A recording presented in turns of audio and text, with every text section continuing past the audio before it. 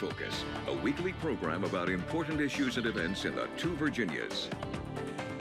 Good morning, everyone, and welcome to this edition of In Focus. This morning, we are putting the spotlight on a way for you to honor those who lost their lives on September 11th, 2001, almost 21 years ago. There's a stair climb happening in Princeton, and joining me now to share more information is Lieutenant Rick Shagoury with the Princeton Fire Department. And Lieutenant, thank you so much for being here this morning and sharing information about this stair climb with our viewers. Well, thank you for having me. So it's coming up Saturday, September 10th. Let's share the details about it. Sure. So the morning's going to start early at 6 o'clock, and registration will be from 6 o'clock to 8 o'clock in the morning. So you can come early, register. We're going to give a little bit of a break, and then at 9 o'clock in the morning, we're going to have an opening ceremony. Great, and we have some visuals, some photos that you sent me that I'd like to share with our viewers now so you can see what the stair climb looks like and what the past events have been like. Share with us the importance of having this event right here in Princeton for folks to help remember those who lost their lives. It's happened, this, like you said, this is the 21st anniversary. You know, so there's a lot of us that remember where we were, what was going on that day, our feelings, our emotions, what happened in the lives that were lost that day. But there's a whole generation of young people that only know what they know from the history books. So it's really important that we share this with people and make it more than just a name or a number, say 343. It's more than a number. These people had families. Yeah. These brothers and sisters of ours had families. They had kids, you know. So part of what we're going to do that day is share and honor and remember that vow we made as a country to never forget. And that is our goal, is to never forget. And we want other people to realize that these were real lives lost that horrible day. Yeah, and you've been a firefighter and a volunteer firefighter in Southern West Virginia since the 90s. What does this mean to you as a firefighter to honor those who lost their lives, including first responders and those firefighters, police officers who died on 9/11? So they're brothers. I've never met them, but they were brothers. And we're as close in this occupation and profession as a real family of brothers and sisters.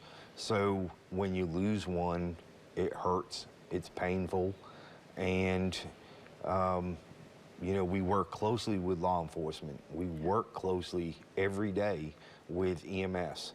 So you know, they're my brothers and my sisters, so that pain is real. And I want to be able to bring honor to those, even not just on one day a year, but especially on September 11th. And the event on September 10th is a way for people in the community to get involved. So how can they go ahead and get involved? What should they be doing now to prepare for that Saturday event? So it's 110 stories. That's, we don't have any buildings that tall in this area, of course, but the Mercer County Board of Education and Princeton High School has allowed us to use the Hunnicutt Stadium. So we have measured it out. It's 110 stories is equivalent to 2,071 steps. So we're going to be going up and down the home side and then around on the flat surface, up and down the visitor side, and then back. And it's like three trips around that. So it's quite the workout. A lot of people, if you walk or maybe go somewhere to the soccer field or somewhere with steps, would be good to work on that. But again, we want everybody to complete that mission that they set out that day to do, and they didn't get to finish that. So we're going to finish it for them in their honor. And it's even if you did it half or a third of the way, you're still bringing honor to that person that you're carrying with you. Right, it's whatever you can do, because not everyone can physically do all those steps, but they can do a portion of it. That's still a way for them to honor those who were lost. The nearly 3,000 people who lost their lives on 9/11. It's hard to believe it's been almost 21 years. Have you been to the 9/11 Museum in New York City? I'm actually going in December. Yeah, I'm going to go. We're going to New York in December, and we're going to see the museum and the memorial as part of our trip up there. Yeah, I was there in 2018, and it's heart-wrenching. You go in there and you hear the voicemails, the last voicemails that folks left for their loved ones, and the news plays on that day from NBC, ABC, all the major affiliates, and it's heartbreaking. But if anyone has a chance to see the 9/11 Museum, that's also a good opportunity to learn and to maybe teach the younger people in your family about 9/11 as well. What else should people know about the event on September 10th? How are you all taking signups? Is it happening day of? Should they call ahead of time? If you go to firehero.org, it brings you to the National Fallen Firefighters Foundation, and then you can go to events, and then Stair Climbs, and then the Princeton Firefighters Memorial Stair Climb is listed there. And you can click on that. There's a tab for donations or to register. If you have any trouble, you can call the fire station, and in the city of Princeton fire station, and we'll be glad to answer any questions, step you through it, help you through it. You can register, of course, on the day of too. Also, and it's from 6 to 8. We're going to hold day of registrations. So if you can't navigate that, I know it's a little bit confusing, but if you can't navigate that or have trouble navigating that, by all means come that morning and we'll be glad to register you that day. Right, so that's Saturday, September 10th. That'll be at Hunnicutt Stadium? Correct. And then what time does the registration start again? It starts at 6 o'clock in the morning and goes to 8 o'clock in the morning. And the opening ceremony starts at 9 o'clock. Okay. How long do you think it might take to finish all the steps? We've had, it was really amazing to me last year, being the first year that we did that. It was, I saw people wearing full turnout gear and air packs, which is another 70 pounds onto what they're wearing. I saw a lot of people wearing weighted vests. 40-pound weight vests and trying to do that. And then I just saw people that from our community that just wanted to participate and showed up and started walking. So I saw a bunch of different ways that people were doing that, and some ran the entire thing, and I was very impressed by that. Yeah. But yeah. It was all different times. It's scheduled, I think, to go till about 1 o'clock in the afternoon. So. Are there guest speakers or anything like that planned after? There'll be several speeches. We're going to have a bagpipe player. The Princeton High School Marching Band is going to do our national anthem. The Princeton Rescue Squad scheduled to do our color guard, present the nation's flag. And we were scheduled to have a family member, a surviving family member, and it was arranged through the National Fallen Firefighters Foundation, but those are still in the works. It hasn't been finalized yet, but we're in for that. Well, we do have to take a quick break. Thank you so much for sharing all this information so far with our viewers, too.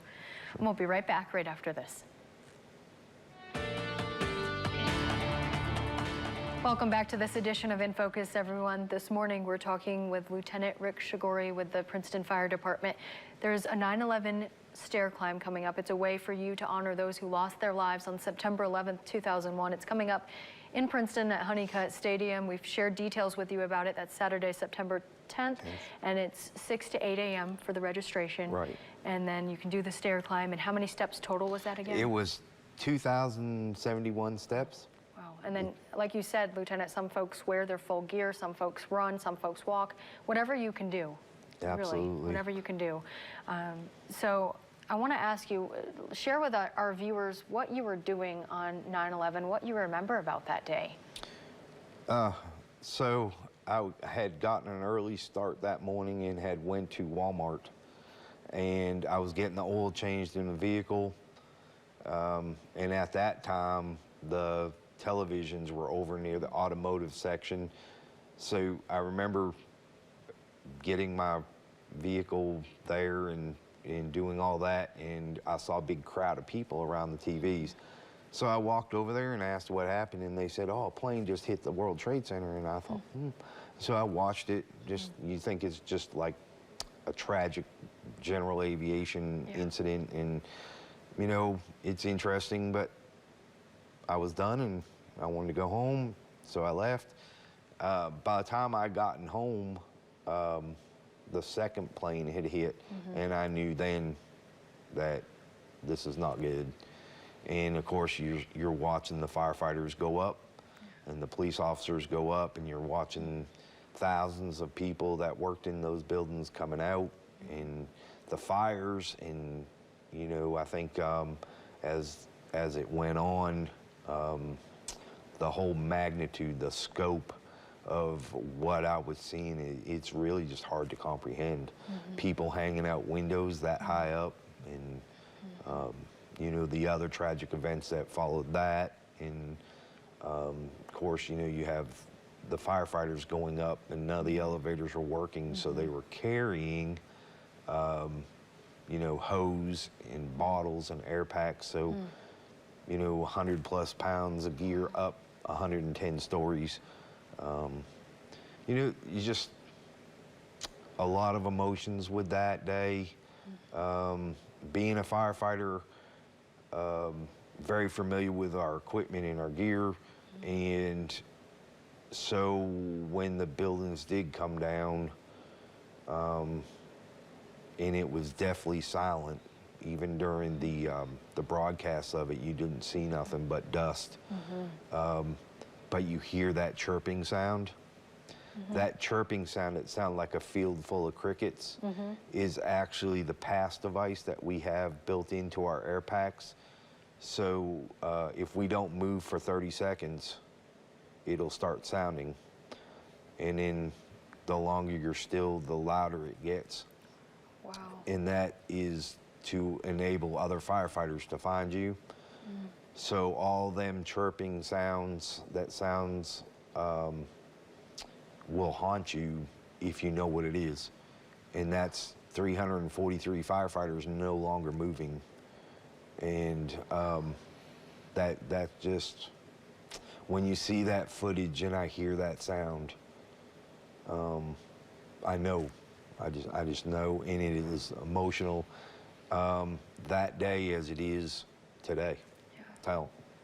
Like you said, that's haunting, and like I never knew that. I never knew the chirping sound meant that, and that it got louder and louder the more the firefighter was laying still. And like you said, 343 all at once. That's chilling. That's devastating. Yeah, it is. And the we lost 343 brothers, and we lost 72 law enforcement officers that day, and 8 EMS people that day. There was a lot of people trying to save a lot of lives. And you can see it in their faces, I guess, where I'm trained the way that they were trained. You can see it in their faces when they're looking up. If you watch the videos and stuff, and you see those firefighters looking up at those buildings, they knew it was it wasn't going to end well, or it was going to be really, really bad. You could see it in their faces, you could hear it in their voices, but yet they still went. to try to save as many as they could. That's an act of, or acts of heroism. It is. To know, they ultimately knew probably that it wasn't going to be good, but they had to try. They had to try to rescue those people, all those people trapped. Yes. The highest floors that that anybody got to was floors 78, and there was 2 firefighters that got there below the fire floors, and that was as high up as anybody had gotten. And they have radio traffic that showed that they had made it that far up, and 2 minutes after their last radio transmission, the building fell. Wow, that fast. Yeah, it's just really, but this needs to be talked about, right? Because history can repeat itself, so this has to be talked about and discussed for younger generations to know and for us to remember all these years later. How else do you think that people in southern West Virginia can honor those who lost their lives on 9/11? The Stair Climb is just a perfect example. What else can they do to honor those who lost their lives, or even maybe to express gratitude to those who are currently serving as firefighters or emergency workers? Sure. Well, none of us will ever ask or expect anything gratitude. You know, we do a job. If you'd asked anybody in my family when I was growing up what I was going to do, they would have said firefighter. And I knew what I wanted to do. I don't know how many people can say they're doing exactly what they meant to do. And I'm one of them lucky people. And saying thank you if you see somebody, a firefighter, an EMS worker, a law enforcement officer, just say thank you. When it does happen, it means a lot. It means a lot.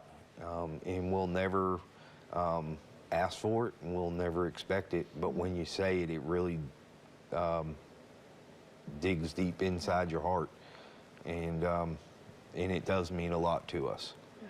I always have an American flag flying out in front of my house, and very patriotic by nature. So I think that day should be one that people really just watch the memorial service that they have on TV and listen to the names, the families saying the names of their loved ones that they lost that day.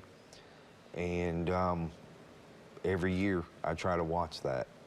And it takes hours to read all those names. Sure does. And there's several good movies like United 93. That's a really good one. And just remembering those who lost their lives in New York City, the Pentagon, Shanksville, Pennsylvania. So many who lost their lives. And like the lieutenant mentioned, he's going up to visit the 9/11 Memorial Museum. They have a Facebook page, and they share a photo with a white rose on the name of that person for their birthday who died on 9/11 and how old they'd be today, along with their picture. That gives me chills every time I see that come up on my Facebook feed. Right. So, but there's a lot of things you can do to educate yourself. Yeah, my daughter was born in July, so she was 2 months old. Wow, so young. When this happened, you know, 2 months old. So we just celebrated her 21st birthday. So that's hard to imagine that there's actually people that were born when this tragic event happened that really only know of from the movies or from history books. Yeah, well, that's a good point. And I'll ask you, we have to take a quick break, but I'll ask you on the next segment, you know, what we can do to help young people learn and keep 9/11, the memory of it, alive. But we'll be right back after this.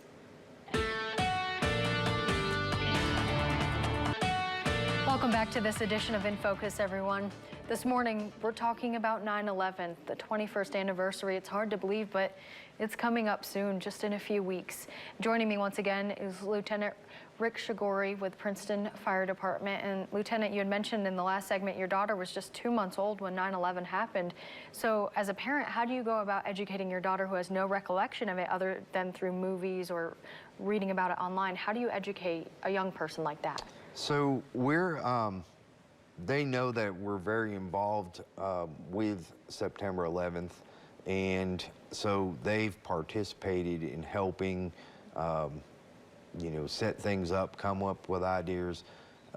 We've actually done projects for school and research for school projects, and they've seen the name tags.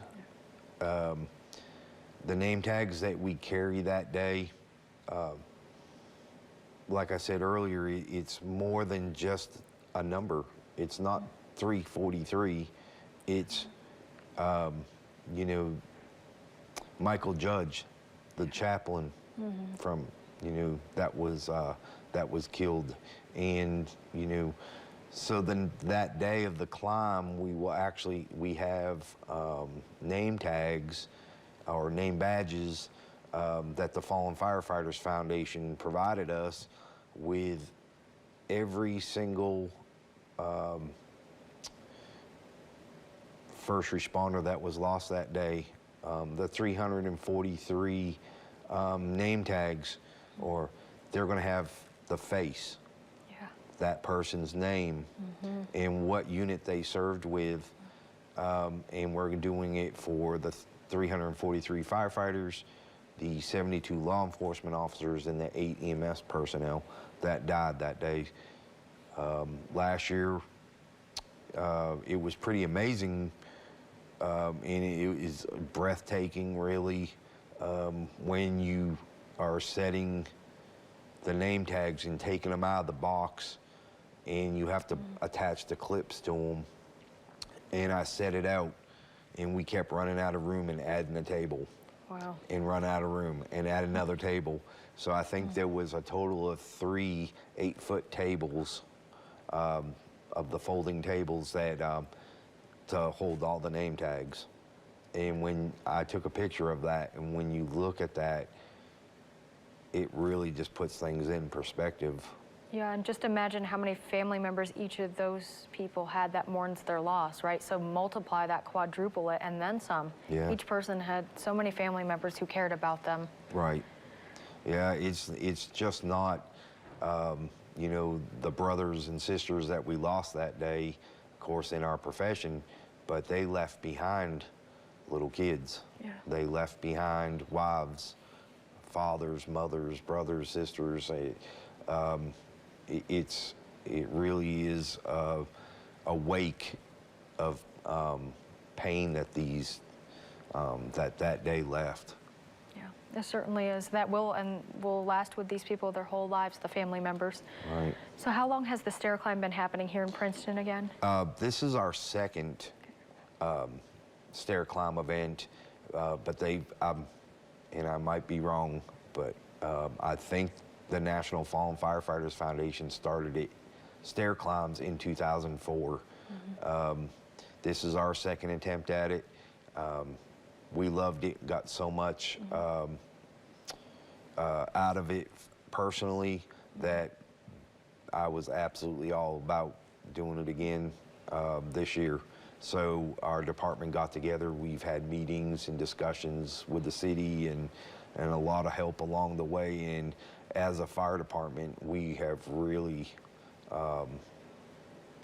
put this thing together well. And the help with the National Fallen Firefighters Foundation, who's kind of orchestrating things behind the scenes to helping us with questions that we might have, or maybe ideas that we didn't think about. And then, of course, we have other agencies that have volunteered their service to help make this event happen. So it has really strengthened our community, and